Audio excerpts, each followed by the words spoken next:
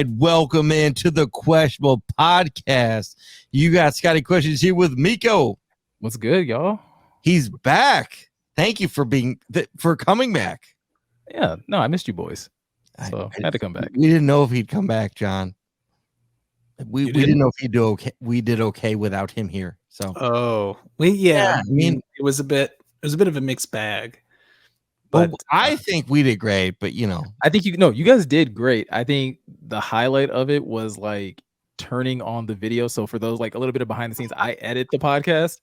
So the thing that was amazing was I edit the audio first, and I heard you guys talking about like, oh, there's so much of us on the screen, and I'm like, what are they talking about? Like, we've done plenty of shows where it's just two people, and then I go over to edit the video version and I see both of you full screen, and I just laughed. I was like, this is amazing. Like they did this whole show full screen. We were files in. That's how committed we were. Computer? It's in the computer. We didn't know what we were doing. Yeah, I was just like, I told my wife about it. I was like, I don't think they clicked the little boxes below to see if they could get different views. So that was a highlight for me. I loved it. I thought it was very detailed in our face. It was fine. Oh, you know, it was very intimate.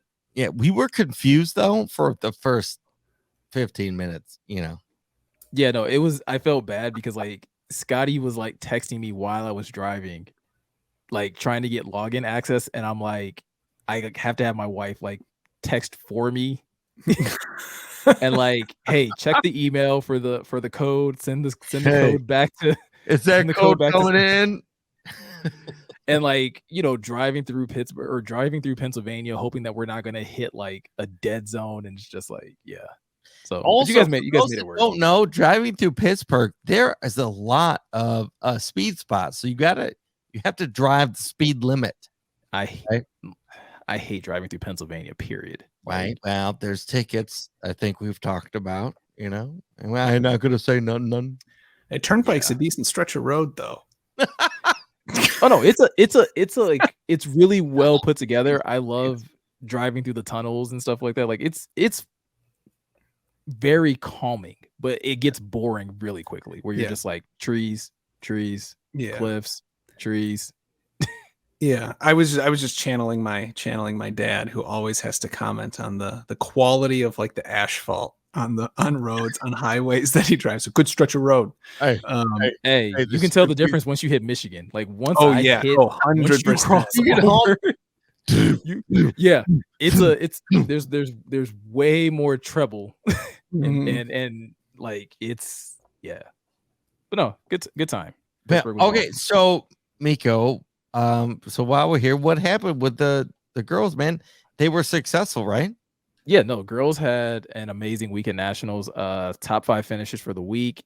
Congratulations. Yeah, my youngest, her jazz group were crowned national champs for their group and for their age, so that was really awesome. My oldest finished for each of her dances, she literally finished second, third, and fourth. So it was awesome. They got a lot of the way they do like scoring. If you're not a dance parent, so you get like placed and you get like an award or a score for like your age group. And so they got first in like just about all of their age groups. For my oldest daughter, they got first. It just came down to when they started like judging them against like the other groups in that difficulty. That's when they started falling a little bit lower. But super proud of them both. My youngest, this was her first year in competition. So again, for her to be like a national champ in her first year of competition is just awesome. She has all the makings of a great dancer, right? Like her teachers are so impressed with her. She'll be doing solos next year. So super impressed with her. My oldest, this kid just like pushes through, right? She's the definition of like perseverance, and this was her first year trying jazz. She hated it in the beginning, but like I said, by the end of the year, like first in her age group, second overall. And again, like this is nationals, right? So this is like not just against like a couple dance studios. Like there's a lot of competition, a lot of kids, a lot of groups. So super proud of them both. And also got to give a special shout out to my wife because she did everything. right? Getting the girls' hair ready. You didn't do getting their anything. I supported, Follow-up right? Like question. You did nothing. What are you talking about? I supported and paid a bill, right? Oh, Like, but as far as like the okay. ripping and running at these events, like my wife is a superhero, yo. Like I said, getting the girls' hair, getting their makeup, getting their costumes, making sure that where they're supposed to be, so that they're not late for stuff. Making sure they're practicing at home. Like, yeah, my wife's a champ when it comes to this stuff. So as much as I got to give a ton of credit to my girls, I also got to give like a lot of credit to her for being super mom. Okay, so super mom, shout out to Kalila. Thank you. And you know Yeah. what that means, right? She's not even from LA, but she gets an LA to LA shout out. Oh no, she's made for LA. That's like she could live there and definitely adapt very quickly. Well, we got to talk about a trip out to LA because stuff is popping off for us and for the group. Yeah. Right. Yeah. So maybe Absolutely. you want to hit on that? Yeah. I mean, Run it down for us. no, I mean, I think the big thing, right, is the Game Over apparel was featured in the latest E60 Unrivaled, which highlighted the Red Wings and Avs rivalry back during the late 90s. So there's a quick shot of our apparel within like the first 2 minutes of the documentary. First minute and a half of the documentary, we get 4 to 6 seconds. It's a hard look, right? It's a hard look. You can clearly tell it's John. Can you give us the breakdown, please, of the red carpet opinion of that? I mean, that was a close up full screen. I mean, if you're an agent and your actor, who you represent, gets that much coverage on screen, like that's a bump in pay. Like you pay a premium for that. Full screen close up? Are you kidding me? That's like in the, if for the old timers who listen to us, that's front page above the fold. Yeah. So I think that was the cool thing about like having. No, we're missing out. So ESPN, call us. You can, I'll send you our Venmo. It's fine. That's the cool thing about having something from our line featured in this documentary, is that like it's a hard look at it, and it's at the beginning of the documentary, right? So you don't have to like first minute 40 seconds. Yeah, you don't have to fish and wait and be like, how long do I have to wait to get? Like, nope, it's right there in your face. Front page, dude, goosebumps. Like goosebumps seeing it, like biggest smile on my face. Like it was so cool. Yeah, it was something. So on that note, please, for everybody who's listening, please like, follow, subscribe. Questionable Podcast on all platforms. Please follow us on Instagram, Facebook. Also, we hit 300 subscribers, you guys. Oh, really? That's great. Yeah, dude, 300. Appreciate you guys. All 300 of you. We're getting a couple emails from those spammers of like, hey, you've reached 300. You want to you've made it when you get spam. You're getting spammers, right? No, we've made it. So very excited. No, dude, it's such a cool accomplishment. So yeah, thank all of you for who have been subscribing, and for those of you who haven't subscribed, do it now. Think about it. So having said that, Meko, what else? So next we want to talk. So I'm so excited for your daughters. I honestly, I can't explain my excitement for you and and your daughters. Like, how did it feel, real quick, before we get there? Like, were you proud? Were you scared? Like, because Gionne and I ran the podcast last week. Okay, we held it down. Yeah, right? Talked a lot about Tom Cruise. Gionne and I, of course we did. We talked Tom Cruise, Maverick, the whole movie. It was fantastic. For those that haven't seen it, go see it. Sure. But that's what I'm getting is, Meko, like, we were nervous in doing our stuff. So were you nervous driving there? Like, I really want to get No, I've done so. Oh, I've been winning. Were you like, we're winning? I'm like, this is like I'm just like showing up to work and punching. I've been lucky enough to do shows with just each of you. So like I don't have to worry about you guys doing a show together, right? We- Like, and we that's not to mention function. you guys have Fine. done a show without me. So like I it's don't remember. yeah, I think it was remember like before YouTube. It was like it was definitely before YouTube because I had COVID. I'm And so I'm I couldn't do I'm the show. kidding.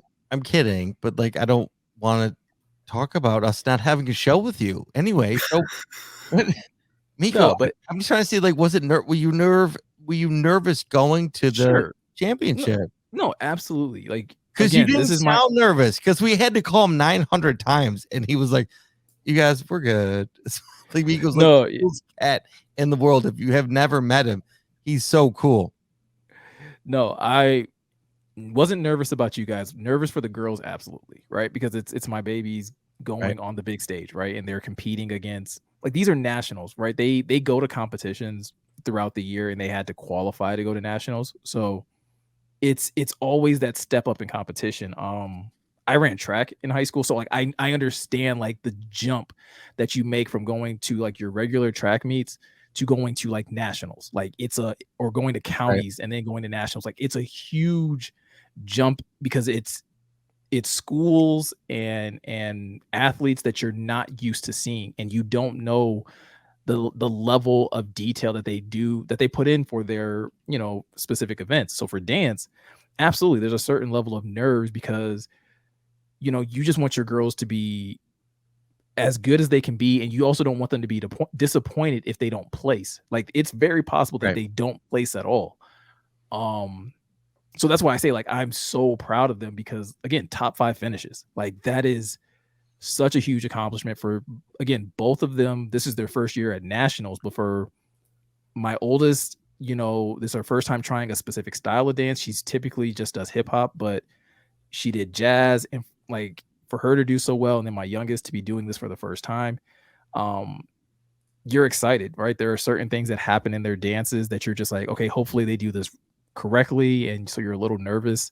But like I said, all in all, I'm proud papa, Well, right? Like, congratulations. And I'm gonna go interview mode. John, we're both gonna get one question for Meko. Okay. My first question is, what was your most nervous moment? so for me, my most nervous moment, my oldest daughter, Kaylani, has a hip hop routine called Ice Cream. And in Ice Cream, she has to perform a baby stall. So if you guys don't know what that is, like basically she I have has no to idea what a baby stall is. Please elaborate. I don't so know. basically she goes on her hands and she basically like kicks a leg out and has to hold her body weight up with just her hands. And starting out in What? the season, yeah. So like starting out in the season, like she struggled like sticking this, right? Right.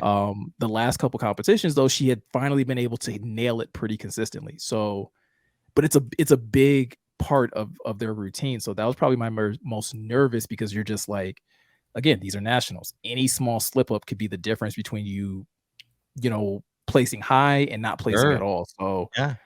for her to nail it and again, like I said, it's a testament to her perseverance and her determination to like really land that and to practice it as much as she did. Well, that's awesome. John, do you have any questions? Do you have a follow-up? Yeah, sure. So you had said one of your daughters placed first, Yeah, and then another placed, and then the other placed second. Was the one who placed second happy for the sibling that placed in first? Or was there a little like Ooh. was there a little so rivalry? No, so that's the thing that's super cool. Get out of here. Because my girls are 5 years apart. So they're in completely different age groups when it comes to their dances. Again, I got to give a lot of credit to my oldest. She is probably the best big sister that you could probably go out here and find right now. I'm a little biased, but she It's fair. when I point out that my youngest is so talented and so driven and such a good dancer right now, it has so much to do with her sister, right? Her older sister is the one that's made her fall in love with dance. And so it's that healthy competition of like my older daughter inspires my younger daughter. So when they're successful, again, because they're in different age groups, that they can just be happy for one another and they understand how hard it is. Yeah. So that was the cool thing. Like, yeah, I think you kind of get a little scared for that. Like, is anybody gonna have hurt feelings? Totally. But they're just so happy for each other because they know the hard work that each of them has put in. Right. Hopefully this is the last thing I say about my daughters. My youngest, again, she's 5. She just got her back walkover. So again, if you don't know what that is, that's her bending backwards like in an arch and then kicking her legs over to like walk over. Whoa. Okay. And she's 5. I've seen it on And Instagram, but I've never. Yeah. I've seen that on TikTok. Yeah. Yeah. That's And so gone wrong. I've never seen it actually happen, to be honest. Yeah. So she's 5 and she, again, right, worked at it all year. And she doesn't even need it for her routine, but she wanted to do it. She wanted to be like, I want to be able to do this thing. That's amazing. So I wish I could have had the grace of your older sibling when at my the first Taekwondo tournament my sister and I were in, my sister medaled and I didn't, and I did not handle it well. I didn't handle it well. John, we talked about it the other day. It's okay. Yeah, it's all good now. It's great. It's fine. So, Meko, having said that, we're getting through the family stuff, right? Yeah. Which congrats again. That's amazing. And that's our priority here at Questionable Tees. Please go to Questionable Tees. That's what we do. We're about family, friends, and the community, right? So having said that, right, Questionable Tees, we were on ESPN, right? We're going to give ourselves a little bit of flowers, I guess is what those people call it, right? Mm-hmm. Sure.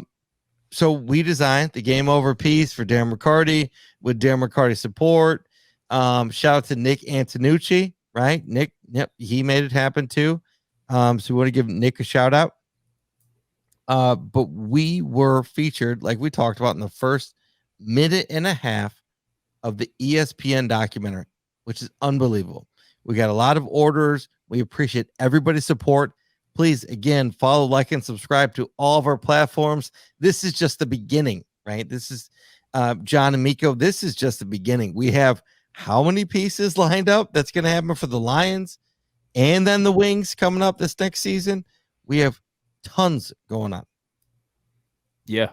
Not to mention, I mean, again, we'll get into it a little bit later in the show, but even the Pistons are doing, are making moves. So there's going to probably be some new Pistons apparel dropping, this fall, winter-ish area. Wait for that. But we appreciate everybody and your support and everything you've been doing for us. So thank you again. So having said that, let's dive into the E60 ESPN documentary, Red Wings versus Avalanche. It was called Unrivaled. Everybody has covered it. Lockdown, Red Wings, everybody. The ticket covered it. I love how the ticket covered it. I can't wait to get in how the ticket covered it. I cannot wait. But I think that Meko and John need to cover it first before I get into it and talk about my opinion about it. So do you guys want to jump in? I mean, overall, I think the thing was amazing, right? We all talked about the Russian 5 documentary that I made you watch. Yeah. But seriously, like, who's going to watch a Russian 5? No offense. But who's going to watch a Russian 5 documentary about the Red Wings if you're not from Detroit? I mean, Meko, you're from Detroit, but I'm saying, like, what? Why would I watch it? Who cares? But Meko, can you give me a little perspective after watching the Russian 5 and then seeing this documentary? Yeah, so I'm obviously the person on the podcast who has not been an avid hockey fan for most of my life. So these two documentaries have been extremely helpful in my knowledge of the Wings and of specific moments that, like, obviously I was alive, but I wasn't paying attention to this team. So obviously I wasn't paying attention when March 26th occurred and the importance of that event. How old were you at that year? I'm curious. 97. I was 6 or 7. I was born in 89, so like 6 or 7, something around there. It'll come around when I get really mad. It's fine. Yeah. How about you, but for others? Yeah, but I loved it. I loved the Unrivaled documentary. I love the Russian 5 documentary. I think they pair up really well.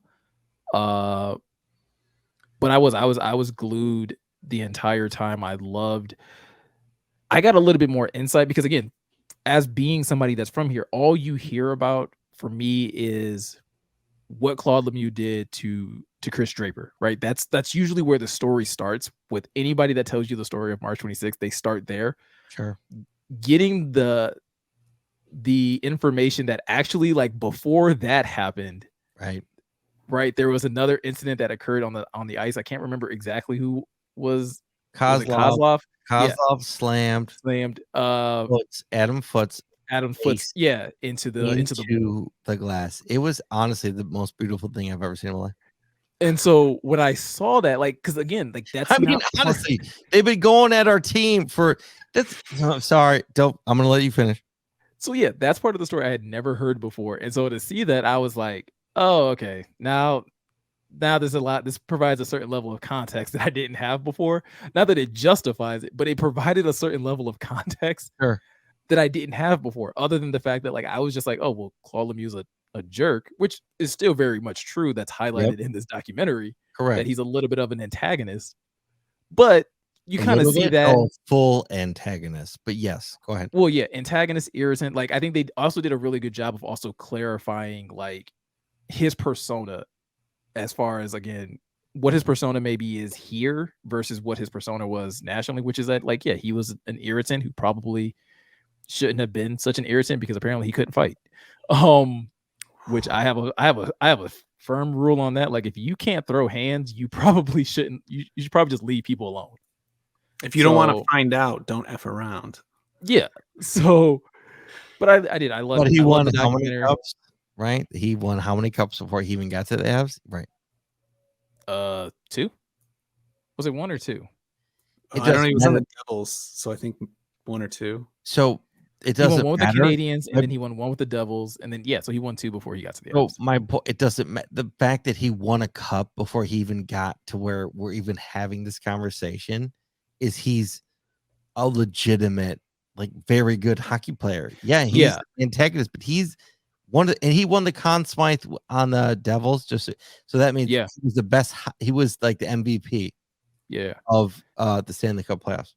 Yeah, so those details were really cool to see, and then, I mean, again, like, that's a very iconic moment in Detroit sports history, and now that I've become more aware of it, over the last year and a bit, it's something that's like, it's a proud moment. I think it's actually the complete opposite of what Malice at the Palace is, right? Like, Malice at the Palace is a little embarrassing. It's a really kind of point when you think about it, and because they're both fights, right? But it's just like, one is like really like cringe, and you're just like, yeah, that should have never happened. But then this one is like, dude, this was so cool, especially when you see what transpires after that, right? They win the cup that year, they come back the next year, they win it again, and so it's all of those things combined that really make that moment kind of special. Meko, I appreciate it. John, do you have any to support before I go? No, it's all you now. Sammy? Hulk out. Can we tick tick boom? Like, speaking of that, Trick wants some questionable merch. It's his birthday this weekend, so shout out to Trick. I don't know if anybody likes him or hates him. I don't know. This could be an issue, Meko, but Trick's birthday. Haas is down there. Haas, like, we're gonna make a custom pixel for Trick. Surprise. Nice. So yeah, so they're all down there doing that. So John, you got nothing? We're good. Mm-hmm. Yeah, no. Now we're gonna just sit back and just Oh, okay. Watch you unleash. Well, I just I have a couple of things I want to say. First off, I'm going to ease into it. I'm not going to go as aggressive as we talked pre-show.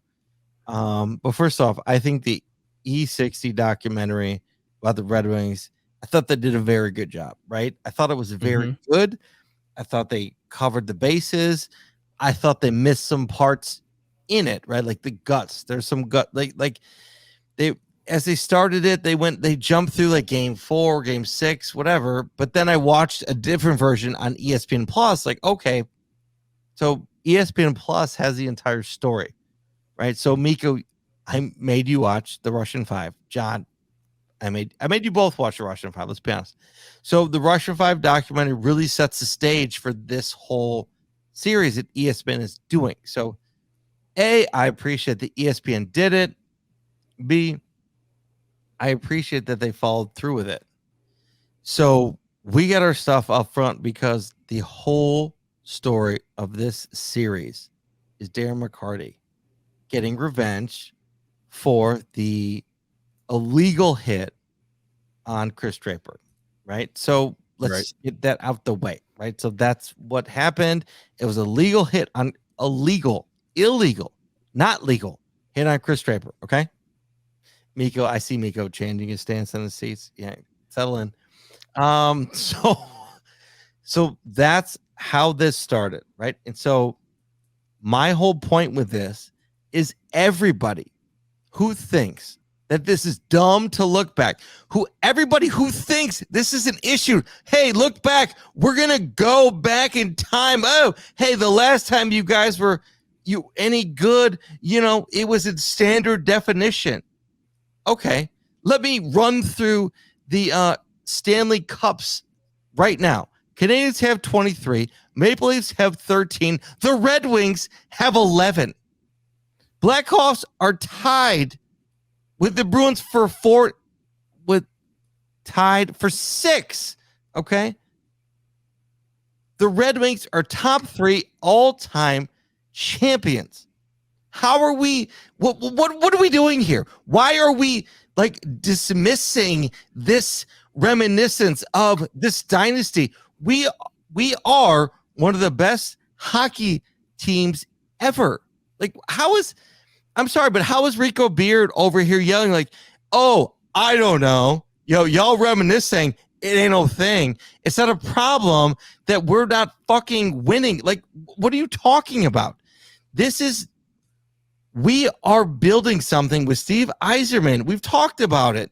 Valenti and Rico have both agreed to it. And then Rico is going back and he's not accepting what we're working on.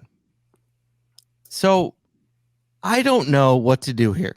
I don't know what to say here. I'm just very upset that this is Hockey Town. It's always been Hockey Town. We're one of the top 3 teams in the world. And how are we supposed to? Of course, we're not going to win every year. What? I don't understand what we're supposed to do, Meko. How are we supposed to combat? Oh yeah, we're going to watch this documentary, look back on it, and not get upset. Of course, we're all going to get upset. We're all getting emotional. Of course, it's a thing, and the Avs win. But what are we supposed to do? No, I think the response that Wings fans have or Detroiters have to this documentary is justified, right? If this, drummed up some level of emotion, some level of excitement, some level of pride, and what the Wings used to be, that's kind of the point of documentaries. It's to remind you of what you used to be. Rico's standpoint on that we shouldn't, or that people shouldn't be excited about this, or this was a waste of time, I don't quite understand, simply because it's not like the Wings put this together, right? I would understand Rico's anger and frustration and confusion or whatever if he was this is something that the Wings put together to try to drum up excitement, because I would be I would agree with him, this is a petty attempt to drum up excitement when you just had a terrible season. But this is something that ESPN did. So it's something that ESPN and the people at E60 felt was a story worth telling. If you have a problem with the story being told, then I think you need to take it up with ESPN and not the fan base that this was catered towards, right? It has nothing to do with us. We watched it. It was exciting. It was informative. What do you expect people to do? Yeah, every bit. I'm sorry, Scott was about to. John, no, John, go. No, John, go. Go now. Every aspect of his, of his issues with this were absurd. he kept saying, you know what they're doing in you know what they're doing in Colorado? Well, we're reminiscing. They're hoisting the They're cup. winning cups. Yeah. They're winning cups. Okay. Like even like by his own arguments, internal logic, his whole thing was like they're hoisting the cup and we're not. Well, as Scott said, Red Wings have won 11 Stanley Cups in their history. Avalanche have won 3. The last time the Avs won was in 2001. The last time the Red Wings won was in 2008. So more cups more recently, and he's still saying, well, why are we reminiscing? This is a man who just wants to be miserable. Like straight up, like we were listening to his Lions takes. Like he just what he needs. He need like it's. I mean, yeah. Come on. Yes. Like, I think it's a need. Like he needs to be miserable, and I don't know. He wants that.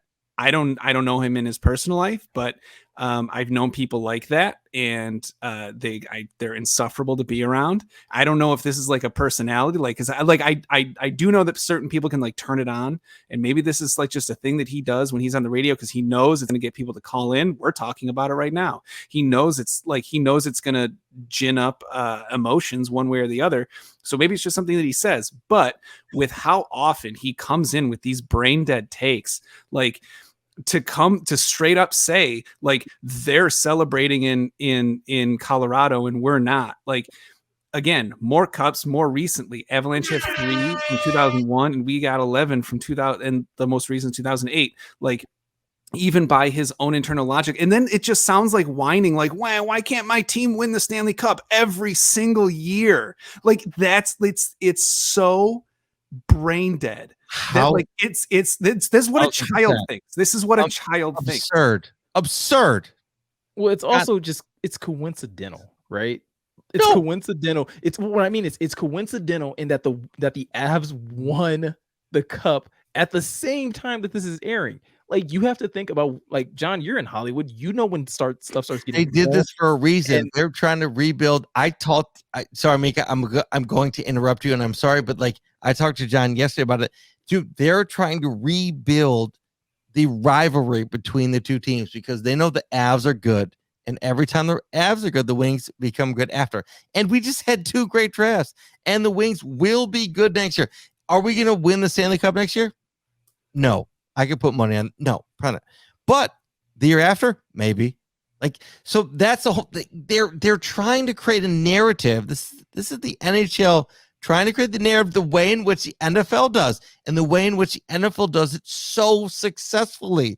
Dude, the Lions are going to be in the Hard Knocks, right? We're not talking about the Hard Knocks right now, but like that's what they're trying to do. They're creating this friction to get some results. And even in the documentary, they're saying like, oh, well, hockey, we don't fight like this anymore. We don't do this anymore. For anyone that saw it, dude, everyone is bloodied. They have like 5 fights a game. It was insane. Sorry, the question I have is this. How many other rivalries in hockey compare to Avs Wings? My answer to you is how many ESPN E60s have you seen about hockey? Well, what I'm saying is just in general, right? Though, like, is there another rivalry that not like this ever? No, not like this. Nope. In hockey. Nope. So I think to your point, if you're asking the question, or if Rico wanted to ask the question, well, why would ESPN do this documentary? Well, because there hasn't been a rivalry like it before that date, and it hasn't been one since. And I think it's also important to remind our viewers, if you didn't know, like this past year or this past March 26th was 25 years. So it's a big milestone. 20 years. Was it 20 years? Yeah, I thought it took place in 97. Mm-hmm. Miko's right. Whatever. Whatever Meko says, go with it. I didn't do them. I was gonna say I didn't do the math, but I think it's like it's a pretty big milestone. So it's another reason of why this was 20 years since Darren and Claude saw each other. So I know that because we were there. But okay, so but I think that's also the draw of something like this. The draw of something like this is that it's one of a kind in this sport, and then it reaches a very monumental age of like, hey, it's been this long since this happened. I fully expect, right? I mean, they've done plenty of Lakers Celtics documentaries. I'm sure we're going to get another one when it's like, 50 years since the last time Lakers and Celtics played or whatever. It's just what you do in sports when you have these great rivalries. It's just rare that you get it in hockey, and it's also rare that it turns out that it's the Red Wings. Okay, so Meko, my point is why are the two baddest and the best documentaries are the Detroit Bad Boys and then this Unrivaled documentary? That's my question. Why are the best documentaries that I've seen? I'm a Detroit fan. I don't care. But like, dude, that's a little bit of bias. Well, okay, but the Bad Boys and Unrivaled, I'm sorry, but like, what other two documentaries about The Last team? Dance? No, The Last Dance is amazing. What I'm saying, I'm just saying, like, if we're talking about, like, I agree. No, as far what as I'm saying is two teams in the same city. I'm like, Last Dance, cool. Give me another Chicago documentary that's cool. Give me another one. That's my point. Is like, so we have the Bad Boys and Unrivaled, or we have this fight, and so the Pistons and the Wings have this serious situation. I mean, I don't know anything like any other city that has that. That's what I'm saying. Probably Boston. But what do they have? ESPN documentaries? I mean, I'm just saying. I'm sure they will, right? Like the Patriots are absolutely getting one, but I don't see it yet. It didn't happen. I'm just simply saying, like, if we're talking about cities that have great history or great like historical moments of greatness or longevity, Boston's probably the next most likely because of the success of the Celtics, the success of the Patriots. If Tom Brady lets it go out, and the Celtics let it go out. I mean, of course, he'll let it go out because it gets to celebrate him.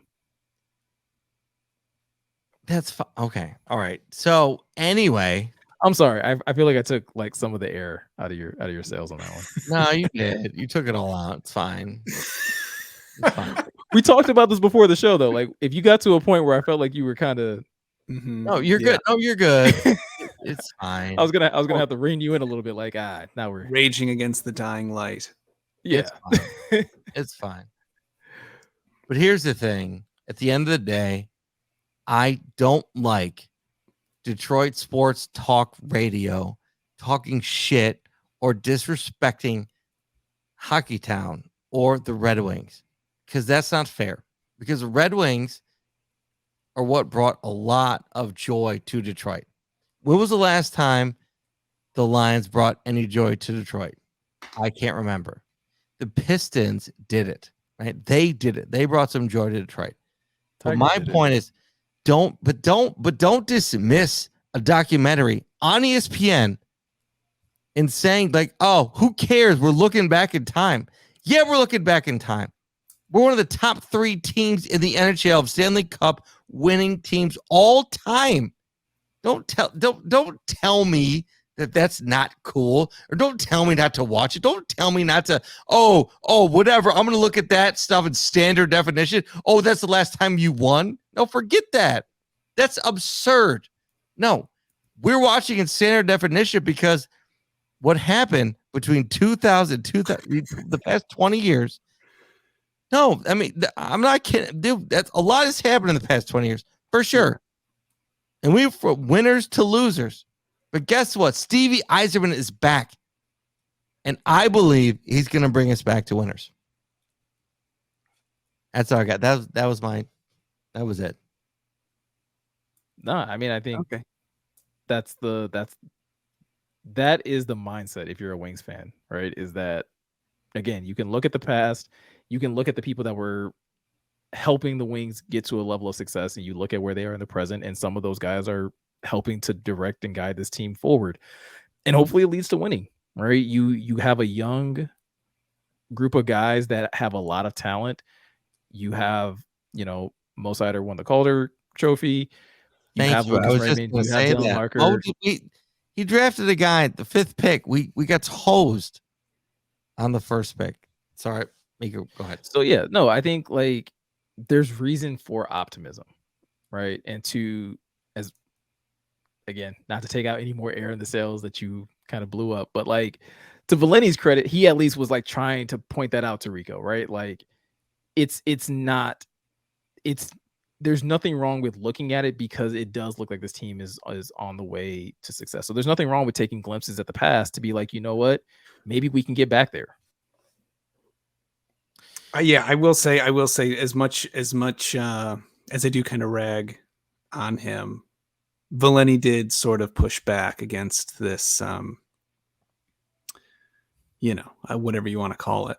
That he didn't push back enough. No, he didn't. I mean, no, he did. He did point out that the Avs have not. He did point out that the Avs had not won since 2001, and that the Red Wings had won in 2008. And I mean,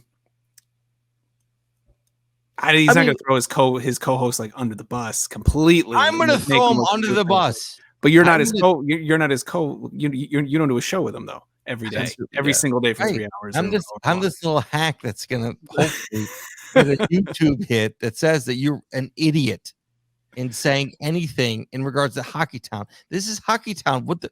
Sorry, John, go ahead, finish. Well, it just goes back to my thesis that I think he just either for the sake of the 97.1 brand, for his role on the show, I think he either is in real life or has adopted this persona of a person who just like needs to be like miserable. I'm very curious. I think I'm going to look up, maybe not, because this would be quite a time commitment. I'm very curious what he had to say about the Pistons trade, before the draft, because this was something that I noticed online, as someone like terminally online, is that, and Meko and I texted a little bit about this, is like so many of the takes judging Troy Weaver and judging that trade at its face, ignoring the fact that the draft was less than a week away, and just giving the take and not including this context that, oh, maybe this could be packaged into something in the draft, which Meko, you texted, because I found out about it via Twitter, and I sent it to you and I said, tell me how to feel. And yeah.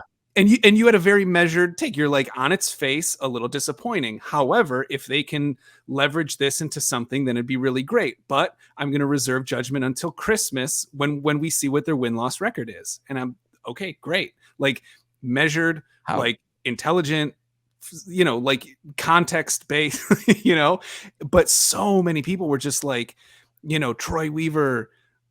And then there's just the absolute 180 that it went from 3 days before the draft, 2 days before the draft, to on draft night thing. Like, this man's a genius. To talking about him the way we talk about Brad Holmes being this draft genius, conjuring up the best draft in Pistons memory.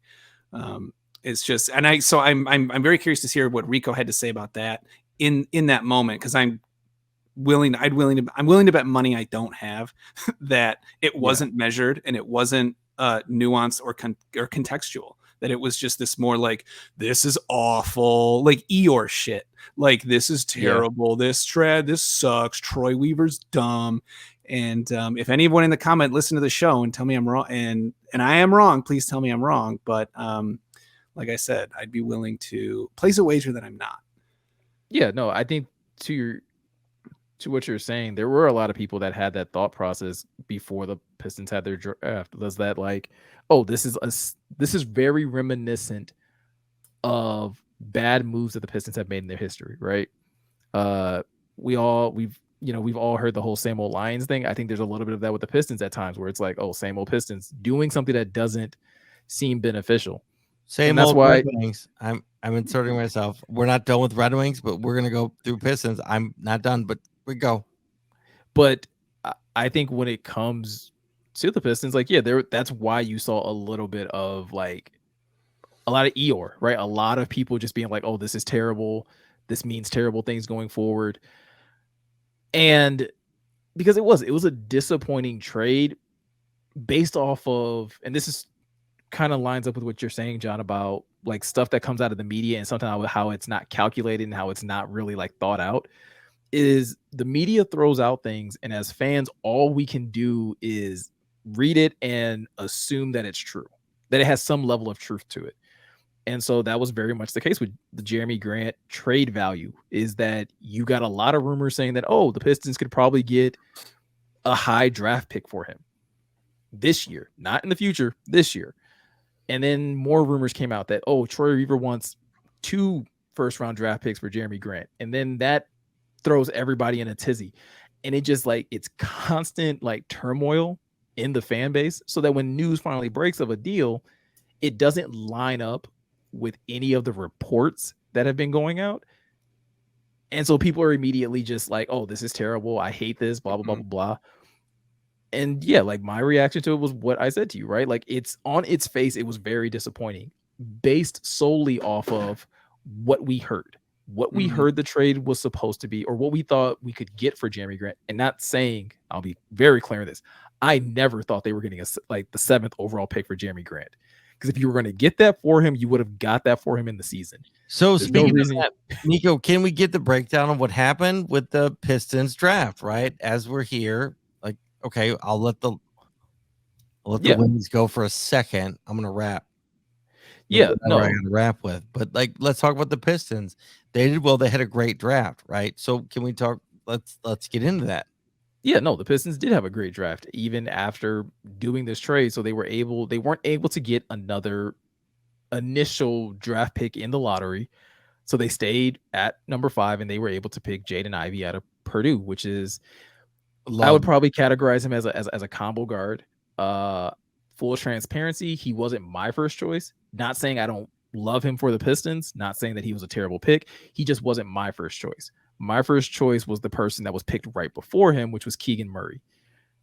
But again, Jaden Ivey is exactly what the Pistons do need. They did need another combo guard, or they needed another guard to pair up with Cade. So I'm happy that they were able to get him.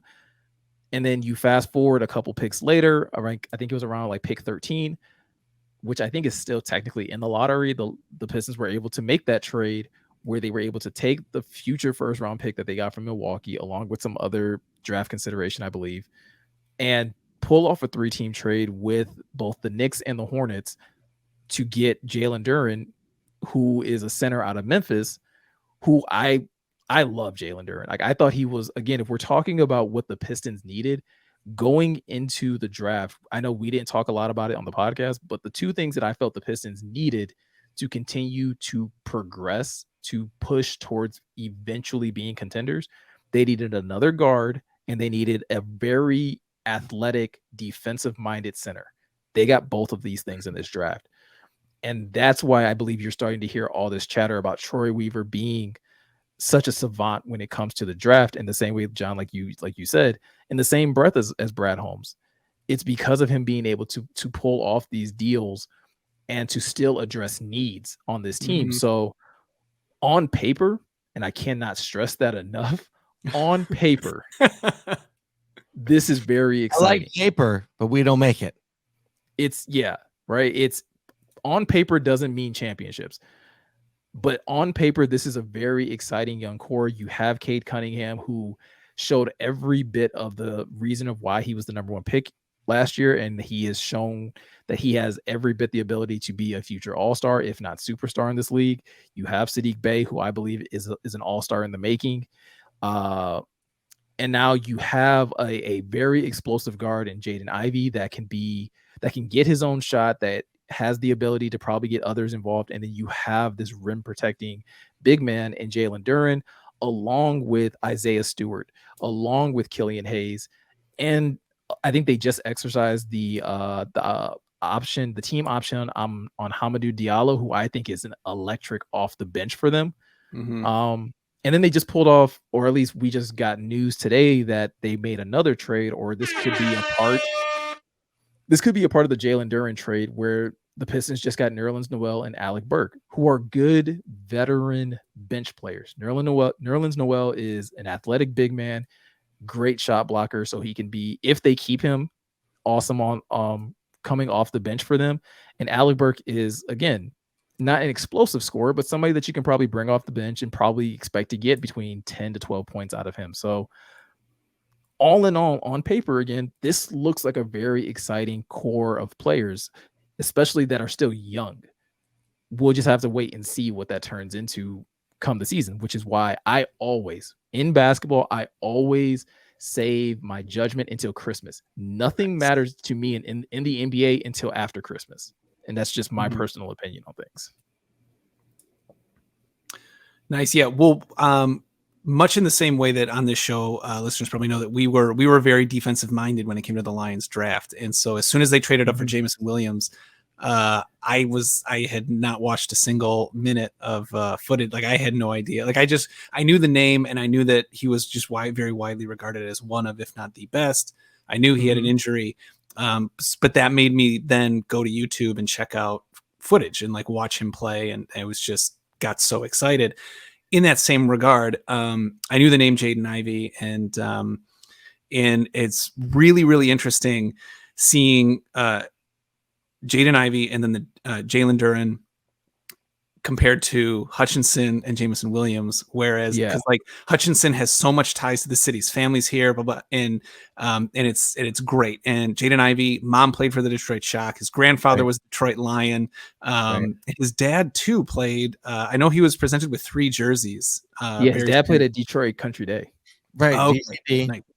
So yeah, it's just like deep ties. Someone posted on the Detroit Pistons subreddit. There's this photo of Jaden Ivey when he was like 12 in the Pistons locker room. Just like huge smile on his face, just like a little kid being in a NBA locker room, just, you know. And so it's just, that was just such an incredible story in the same way that Aiden Hutchinson was.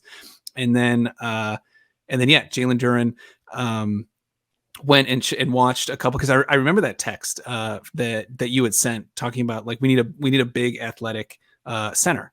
And so I went out and watched a bunch of YouTube. I got very, very excited. It seems like what he does very well. It seems like he's probably gonna need to, again, just like guys coming in out of the draft for the NFL, he's going to hit the gym, he's going to bulk up a little bit, but very, moves very fluidly for a guy his size, and just very, very, very, very exciting. And also, did the trade up. It just, like, these drafts were so bizarrely symmetrical, and it was just very fun. It was very exciting following draft night.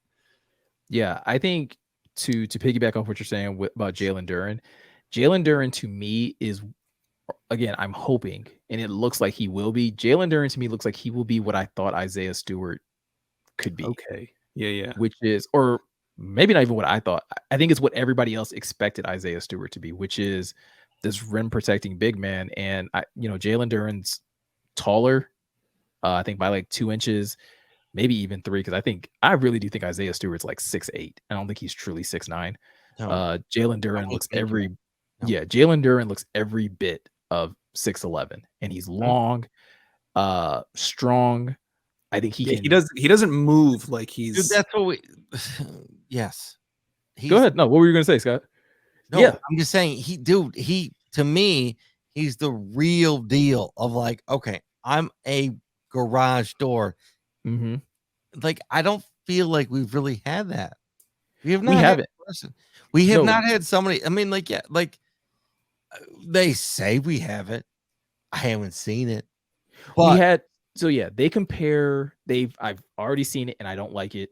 People have tried to compare Jalen Duren to Andre Drummond. The problem with this was, as much as people try to say that Andre Drummond was athletic, I never saw it. I never saw peak athleticism out of and Meko. Have we seen it since? No. Like, Andre Drummond to me was always big, but not athletic. Correct. To me, athleticism, was Ben Wallace. Ben Wallace was the epitome of athletic, especially for a guy who was somewhere between 6'7" and 6'9", but he had supreme athleticism, and that just helped him be more effective in the NBA. And so when Isaiah Stewart came into the league, I think a lot of people saw the size comparison and was like, oh, he can be Ben Wallace. And then it quickly became like apparent to me, at least, that he doesn't have Ben's athleticism. So Meko, to your point, so Ben Wallace has athleticism and is a Hall of Famer and is like really talented, correct? Is what you're saying? Yeah, on the defensive end, absolutely. So Sam Flannel. No, we disagree with that in everything you're saying. Dude, I'm not even to that noise of Ben Wallace is not a Hall of Famer. I'm sorry. I'm out for blood today. I don't care. Neo ruled 2.0. I don't care. No. Rico needs to be miserable. Scott needs to be mad right now. Yeah, no, it's absurd. You're gonna say Ben Wallace is not a Hall of Famer? Are you kidding me? Why did he pick our first overall pick? How does that happen? Oh, gee, Willikers Batman. I don't know, Robin. Can you tell me? We need to have like a wall of shame of like no, I'm happy. We're happy to do it. That's absurd. The things I'm hearing, like between these things. Corner. No, but Rico and Sam Flannel need to get their stuff together. I'm sorry, I'm not gonna swear, but like, dude, guys, get your stuff together. Understand what you're talking about. It's ridiculous. Nah, man. But Scott, ridiculous face. Right after. I do. Those that are listening, I'm making a cheeky grin. I think what the Pistons did though is again, it's impressive. I do have a question for you guys though. So John, you did bring up, like you mentioned, the comparison between Brad Holmes and what Troy Weaver was able to do. Who were you more impressed with now that you've looked at, like now that you've gotten to see both GMs in action? Who are you a little more impressed with at this point? So I mean, I certainly follow the Lions more. Sure. But in terms of who I think is the way the question was phrased in the text, like who maybe are you more impressive with, like with the individual draft? And I think it's very, very close, but I think I'm actually going to have to give the edge to Troy Weaver only because it really seems like, from my understanding, and again, it's very limited, Meko, correct me if I'm wrong, NBA drafts are not as deep. Yeah. So you really have to make moves up front. Like you're not going to find a Josh Pascal or, at 46, you're not going to find, your Kirby Joe. Like there are, gems, fingers crossed Malcolm Rodriguez becomes, a serviceable depth. Again, fingers double crossed, he becomes really, really good. But I feel like those deep draft kind of guys maybe don't exist as much in the NBA. Sure. So on that basis alone, I think I have to give it to Troy Weaver for recognizing that the iron's hot, strike, make the move in the first round in the top 15, because seems like there's a steep drop off after that. Yeah. Scotty, what about you? I don't know. I'm still mad. I mean, straight up, like I'm just still mad. Like I don't, honestly, Meko, I can't give you a real analysis of everything. I can't. I'm pissed. I'm still pissed. It's just seeing red. Yeah, no, I can't. I mean, honestly, like I don't really cool. I'd love to see it happen. Like, I mean, honestly, like I'd love to see it happen. Cool story, Hansel. Cool story, Hansel. Thanks, Olaf. Hot bread, Zeke. Like that's where I'm at right now in my life in general. So like I'm very much like, dude, I got the father-in-law here. I got so much shit. I'm so like, I mean, worlds are colliding right now for our listeners. No, I'm full transparency. Like I'm gonna be honest to everybody, like I do to you both. Like, dude, I don't fucking know. I'm sorry. We gotta bleep it out. We gotta bleep it out. I don't know. But what I know is that I know the Pistons made moves, and the Pistons are trying to do what the Lions are doing. And what I feel like, and if I'm gonna go on the gut right this moment, is that the Lions are doing something that the city is responding to. All of them. Yeah. Everybody. Yeah. So my take is that Dan Campbell, Brad Holmes have done something to the city to be like, all right, you guys want to follow us? We're going this way, and we're gonna go really fast, and we're gonna go really hard. And if you want to come with us, you're welcome. But if not, like we'll see you later. So, and it's not a negative tone, it's not a bad tone, even though I'm pissed as shit at some people, Rico.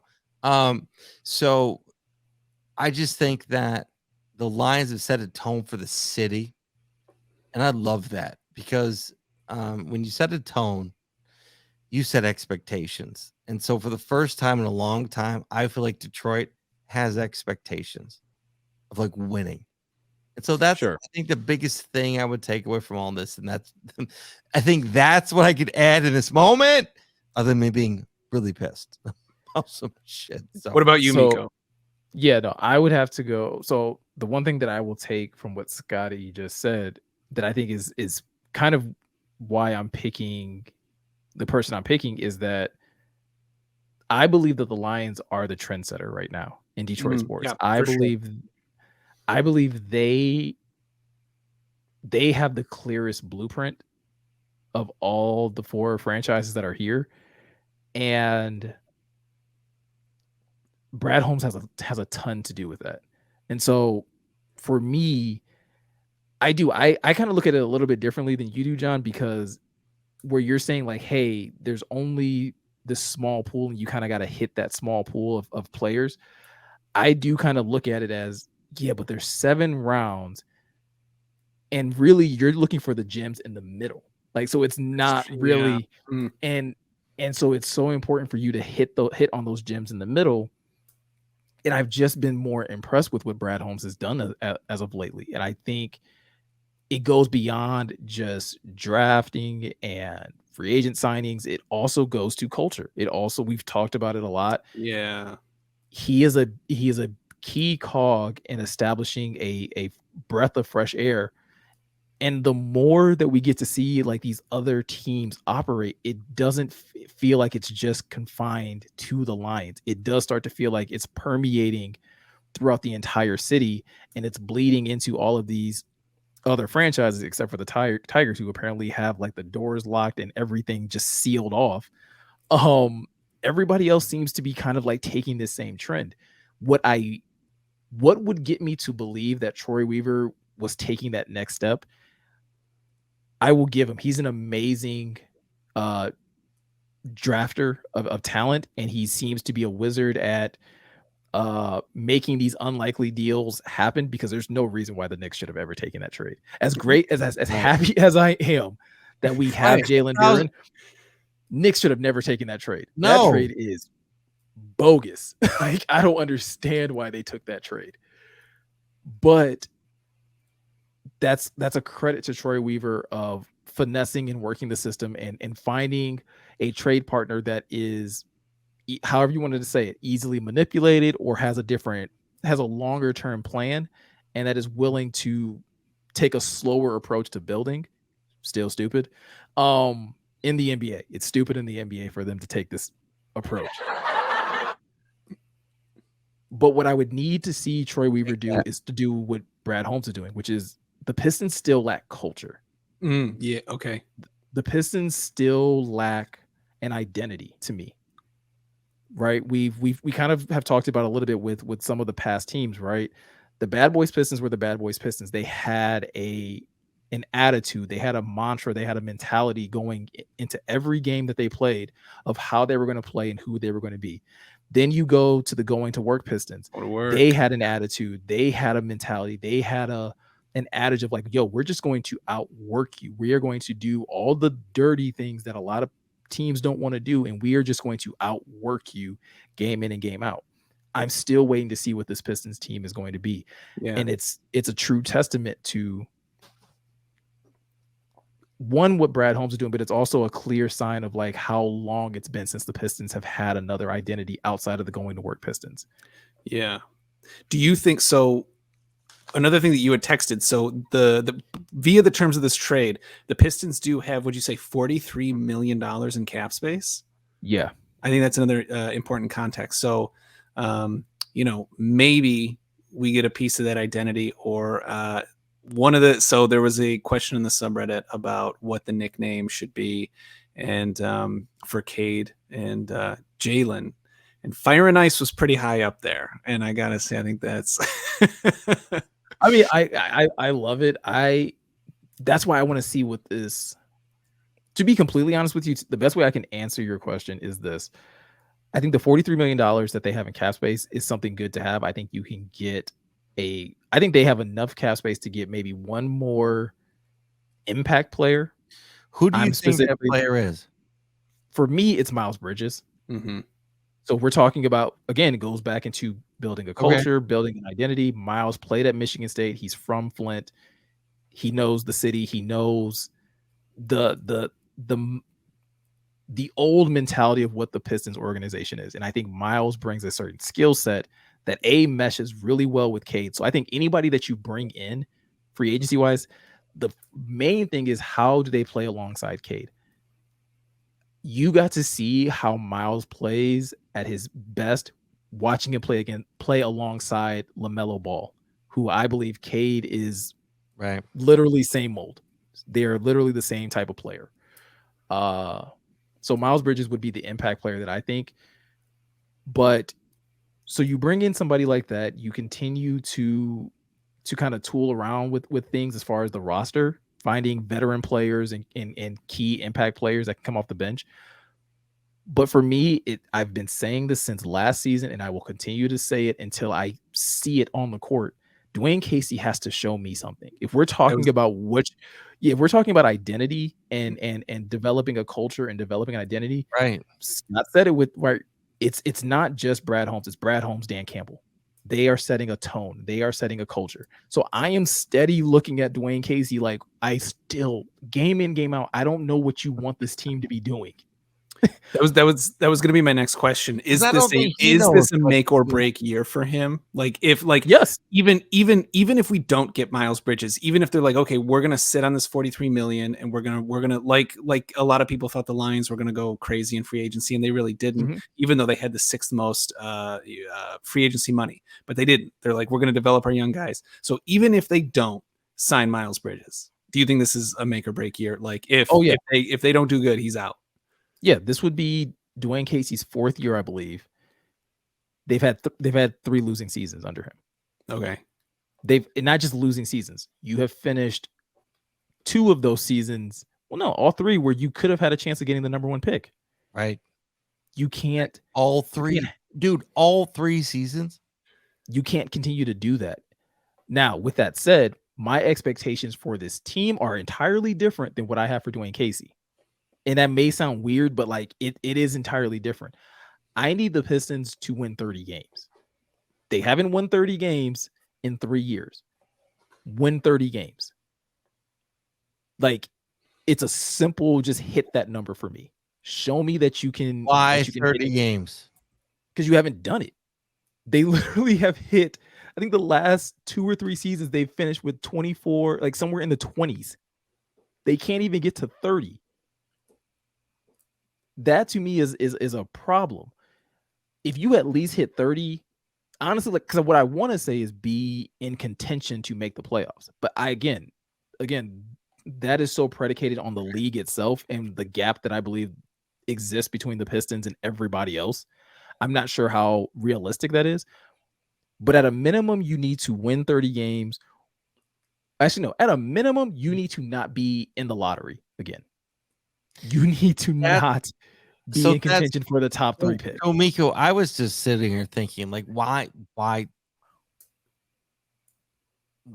are we so used to being in the lottery? Why are we so used to being 1, 2, like the 3rd pick? Why are we still doing that on numerous teams? Why? Well, why is that? It's not like this is like happened overnight. Oh my gosh, our teams are terrible. No, we've been terrible forever. Why is this continuing to happen? Why? Yeah. Right now for the Pistons specifically, the Achilles heel is coaching, in my opinion. It has been the inability to find a head coach that can establish a culture that players will buy into, and that also highlights and capitalizes on what they do best on the court. So to John's question about should Dwayne Casey kind of be on the hot seat? Yes, because you have an all-star caliber player in Cade Cunningham that can literally do everything on the court. So if you can't find ways of getting that guy to work, it's no longer about continuing to add pieces, right? Like you are the Pete. you're the problem. You're the problem in this puzzle, right? Again, Troy Weaver, Troy Weaver's getting a lot of credit, right, for having an amazing draft this draft. Right. He's been here for 3 years. All 3 drafts have been amazing, in my opinion. He drafted, again, we'll work backwards. Jaden Ivey, Jalen 3 Duren. amazing drafts. Okay. So he drafted but hold on. So this draft, we have Jaden Ivey and Jalen Duren. Last year, he drafted Cade. The year before that, we're talking about pulling off magic. The Pistons had 1 first-round pick and somehow got 3 first-round players. They got Killian Hayes, Isaiah Stewart, Sadiq Bey. Troy Weaver has been doing this. So acquiring talent hasn't been the issue. The issue has been developing talent and establishing a culture. Those 2 things fall under coaching.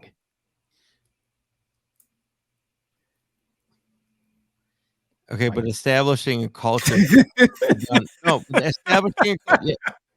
Totally. But establishing a culture can also be done by the players. No. Not when they're 18, 19. No. Not when they're what? Not when they're 18, 19. No. Years old. Your best players are all under 20. Or at least all under 25. So, okay. So then actually, yes, then I would disagree and say yes, somebody under. Yeah. So Cade should be able to create a culture. Yes. No, I think that. Wait, what? No, I mean, he has to start somewhere. If you're not going to get it from somewhere else, how else are you going to do it to win? No. You're on Cade's responsibility. No. Nope. Yeah. No. Yeah. No. Cade's responsibility is to perform at his best, at the ability that he has. Okay. It's Cade's responsibility to lead by example, to establish a culture. Whose example? Okay, so he's leading his example, right? So he's creating the by culture. how he plays. No, by how he plays. But doesn't mean that his play style.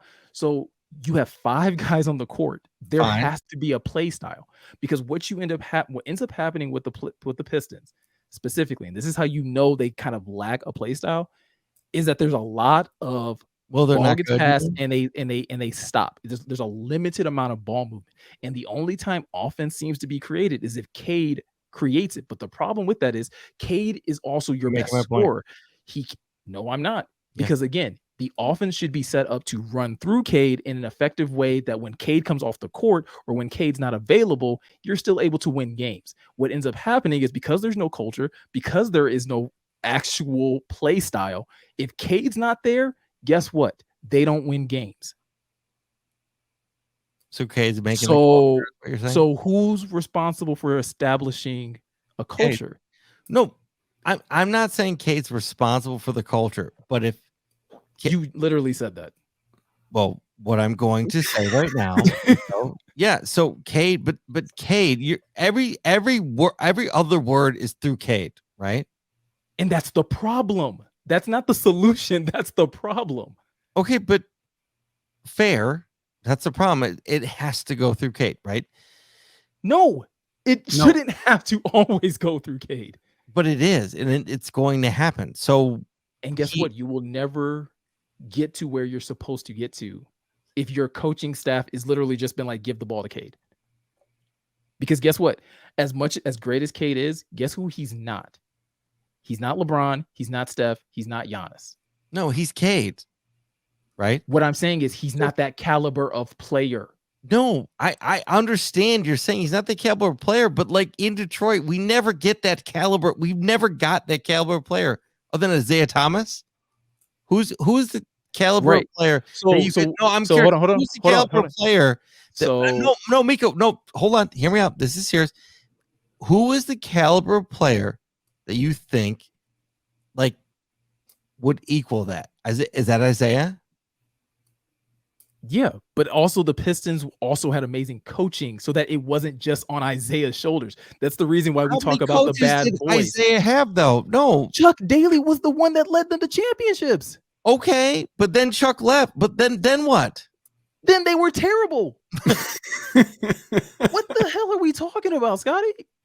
I don't know. You are making my point for me, the importance of coaching. It is Perfect. literally that. It is the importance of coaching. So the Pistons will live and die, in my opinion, by what they have behind on the sidelines coaching them in games. Because you have talent. You have a Cade Cunningham. You have a Sadiq Bey. We are going to find out if Jaden Ivey is the real deal. We'll find out if Jalen Duren is the real deal. Everything else, though, you need a solid play style. You need development of players. We talked about this in a podcast episode where none of these players seem to have made a huge jump in play. Well, right. Their numbers were very similar for the year before. There was no jump, right? And that's the responsibility of coaches. And we talked about the coach. I get that. But what if the coach doesn't go anywhere? Meko? Who's responsible? Who's responsible? Then it's a failed organization. Then it's Troy Weaver's. Troy Weaver is responsible for firing the coach. Fair, but you don't think Cade can have any effect within that? To do what? To do what? To help change the culture. That's what I'm saying. Is like you don't change think it to what? What do you mean? Help grow the culture. Help make a team. I mean, I've been on a team with horrible fucking coaches. Excuse me. Like I've been on a team with horrible coaches my entire time. We've had to fix stuff internally as the players. You can fix it. It doesn't mean it works, but it works within the team until you get the next. If it doesn't work, it's not fixed. No, but if you fix it within the team, you get the next coach. It's easier to move forward. I think what Meko's saying is that it's like Cade can only do so much. Thank you. Like, and it's not his. It is not his responsibility to build the culture. Like who says that though? I get it as in general, but who says it? Wait, we say that about the Lions. We say it's Dan Campbell's responsibility to set the tone and set the culture. Why are we not applying that to Dwayne Casey? Because the Lions have how many starters? It's different in basketball. No. Dude, no, why? I mean, it's still a hierarchy. Like it's still GM, coach, assistants, players. Like I mean, like there's you still have that. The structure is the same. Yes, the structure is the same, but there's less players. Yeah, but the structure is the same. You can have more influence. One player can have more. You can have a triangle with 17 feet sides or 17-inch sides. It's still a triangle. Okay, so hold on. So fine. Hold on. No, let's talk this through then. All right, Scotty. How many teams? Tell me a team that you think of that has won an NBA championship with subpar coaching,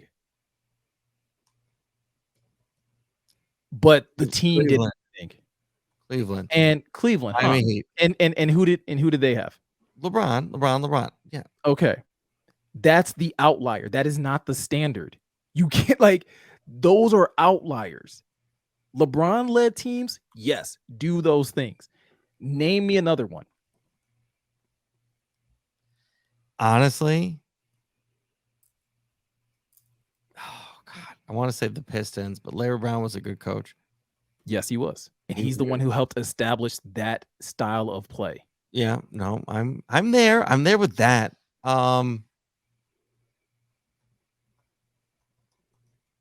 Okay, I'm on the spot. I deserve it. It's fair.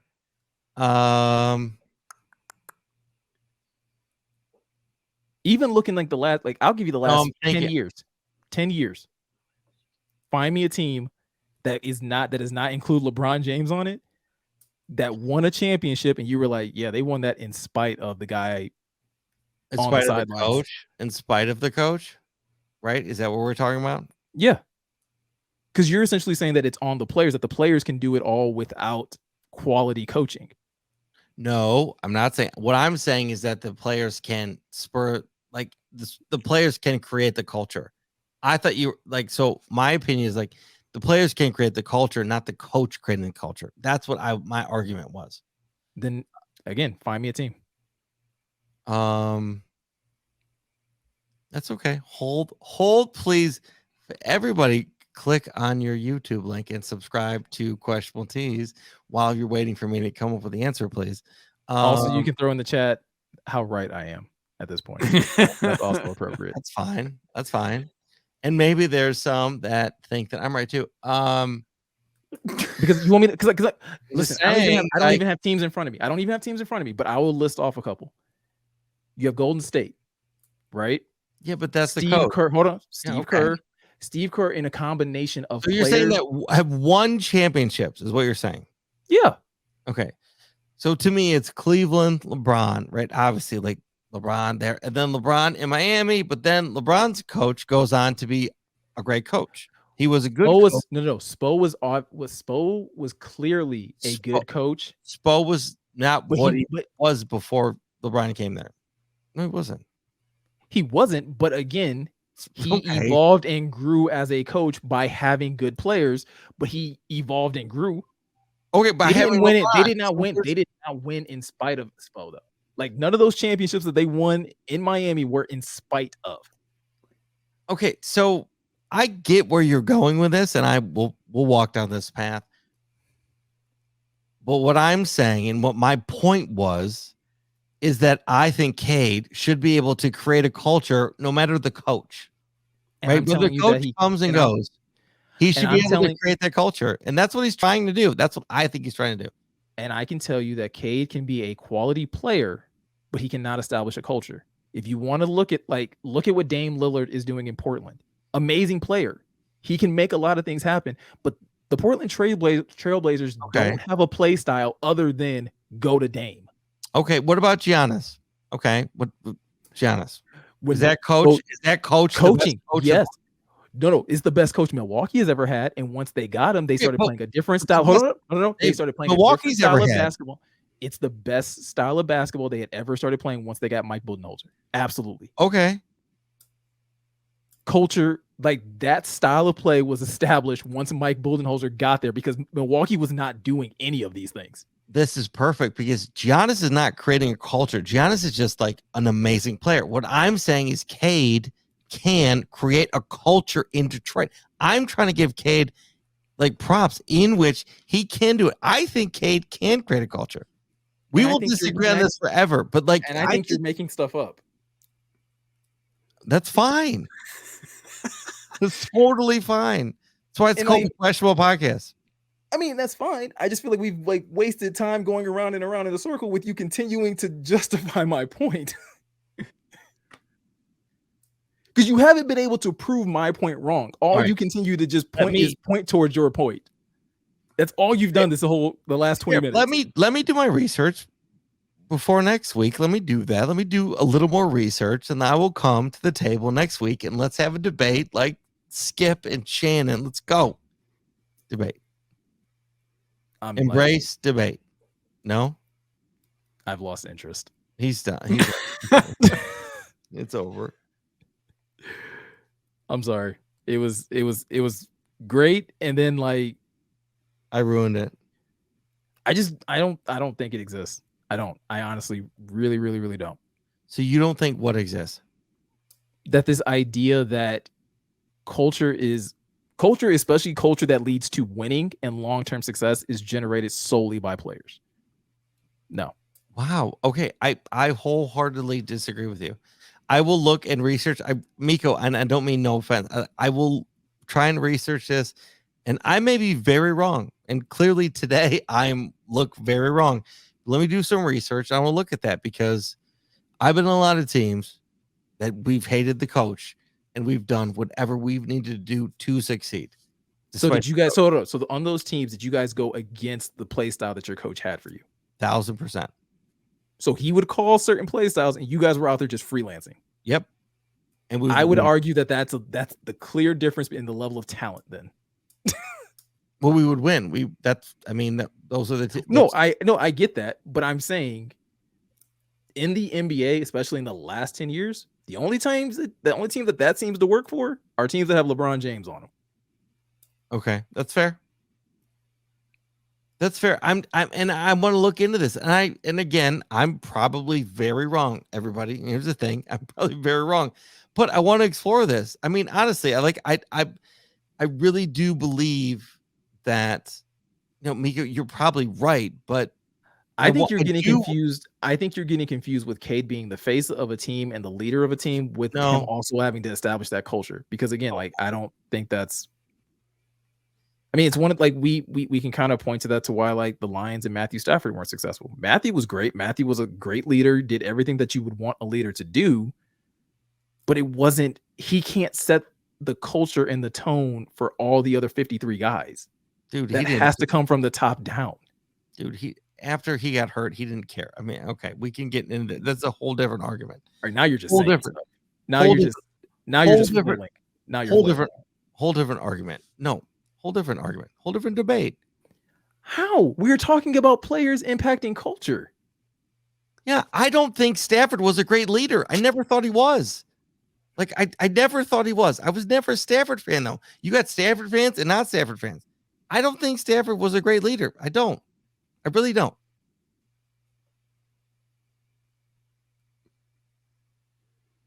I'm just happy that I won this argument. Like, this was great. That's fine. Okay. Fine. I don't even know where to go from here. Yeah, home. I mean, I feel like it's time to go home. Yeah. I am home. So it's fine. I don't want to extend this any longer than it has. I'll chime in next week. John, you're supposed to chime in and wrap this up. Okay. It's like I don't even know how to do this, because, like, by wrapping it up, I'm gonna come down on a side, and but it's like, fine. I know you're coming out on Meko's side. It's fine. It's not. I get it. Well, because I'm gonna make it really LA. Like, you need a director. You need someone with a vision, like, to tell everyone else what to do. And, like, here's how we're going to light this scene. Here's how the actors are going to act this scene. Here's how the cinematographer is going to shoot this scene. Here's how the composer is going to score this scene, because we want to create this feeling. We want to create this emotion. We want to create this story. And so, like, that vision has to come from one person. What happens when the actors walk off the scene? Then your director sucked. No. What are we doing, Scotty? Yeah, but we're not talking about that. We're just talking about, like, culture and vision, and, like, vision has to come, vision comes down, like, in the way these things are structured. Sports teams, film sets, companies, like, this stuff, for better or worse, this vision, it comes from vision, which comes from, like, one or two people, a GM, owner, like, really quick. Hold on. To your point. Hey, Scotty, you work for a company that you feel like has a horrible vision. How has the employees helped in establishing a different culture there? There's no point there. That wasn't the question. So none. There's no point. So none. That's not a sports team. No. John just pointed the parallel that this is universal, that direction and vision and culture comes from the top down. I disagree it's universal. I mean, I disagree it's universal. Well, yeah, because that would clearly highlight and admit that you're wrong. So, of course, you're going to disagree with it. Yeah, so, well, why would I? I just want you to acknowledge that you're fighting a losing battle, and you're more so doing it because you're being stubborn, not because you're right. And and I can see it. I can see it in your eyes. Like, that's the thing that's hilarious about all of this. How can you see my eyes? They're shaded. I'm confused. I can see defeat in your face, and I love it. No, I disagree. Be sure to like this episode. Share it with your friends. We're debating. Let us know in the comments. Coming back next week with some ammo. Hashtag follow Team Meko. To see what happens next week. What happens next week? Dude, I destroyed you with no research. I destroyed your argument with no research. Skip. What? Skip. What had happened was what? I didn't destroy you without ever doing a little bit of research. This was off the dome. No. Oh, the dome. No, not destroy. I rocked the baby. I rocked the baby. It's You okay. can rock the baby It's all okay. the It's time. okay. It's How many okay. babies you got? It's okay. Fine. It's fine. It's all good. This has been an amazing episode of the This is Questionable great. Podcast. I'm super excited. This is great because I can't wait to lead it next week. Because wait till I get my numbers. Mhm. I'm gonna get them. It's gonna be just like the I TJ got 'em. Hawkinson thing when you were like, I I'm gonna got get 'em. my numbers on the TJ thing, and then you were like, ah. Oh, I'm sorry. Was I right on Amara Brown? I'm sorry. No, not that argument. Oh, The okay. argument we had about TJ, and you were like, no, I'm gonna bring the numbers that show that he's blah blah blah blah blah, and you never came with those numbers because you found out when you started doing research you were wrong. Okay, you were right on that one, dude. I think we have like, there. That's fair. We are almost 50 episodes deep on this podcast. That's fine. Meko don't fight losing battles. Oh, I don't go this hard when I know I'm wrong. Okay. And when it comes to this topic, I'm sorry, brother. I don't rock the baby on this one. I don't rock the baby on this one. Rock the baby. But I'm gonna. If anyone's gonna challenge you, I'm gonna challenge you. I'm probably wrong, but I'm gonna get some data next week to show this. Great. Great. See it later. I'm gonna love it when you come back and be like Bill Russell, and like, wait, the year that Bill Russell also coached and played on the team? Maybe. That might be the only other example is the year when Bill Russell coached and played. I got some ideas in my head. I know where I'm going with it. All right, we got to roll. Gionne's been having to leave for a little bit, so let's Gionne. All right. Anyways, you guys, thank you, Meko. Thank you for that. That was fun. Yes, we'll keep going with it. I'm not done. I might be losing, but I'm not done. Never done. Anyway, so thank you everybody for listening. Please follow, like, subscribe to the Questionable Podcast. We're going to keep the debate going. Obviously, week over week. Next week will be a good one. But again, thank you guys, Meko, Gionne, for being a part of this. Everybody that follows, likes, subscribe, and also thank you for everyone who bought a Game Over piece of apparel. We have, like I'm looking at here, we got white. We're going to have more options. Also, you cannot understand how cool the new line stuff is coming out, right, Meko? And it's amazing. We got some new line stuff coming out that's hopefully going to be on Dan Campbell on Hard Knocks. That's the goal. We'll see. If not, it can be on all of you. But anyway, thank you guys. Love you guys. Thank you to my wife, daughter, family that's here. Meko.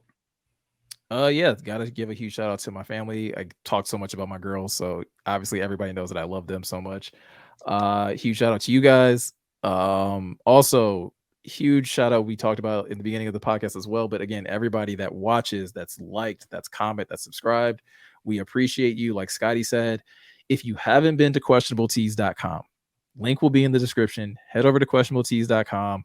We have some really cool stuff there. If you've never got to see it, the Game Over hoodies, the Game Over t-shirts, we have a couple of Lions pieces over there. Check it out. And if you subscribe to the email, you can also get 25% off. So it's a good way of getting some savings on your first order. Gionne? Yes, thank you, you guys. Thanks, everyone. Let us know how you feel about about this episode and where you come down in the argument. Thank you to my wife who's been texting me. Hi, Rachel. Gotta go. Yeah. So thanks, Rachel. Yeah. All right, you guys, this is the Questionable Podcast. Out.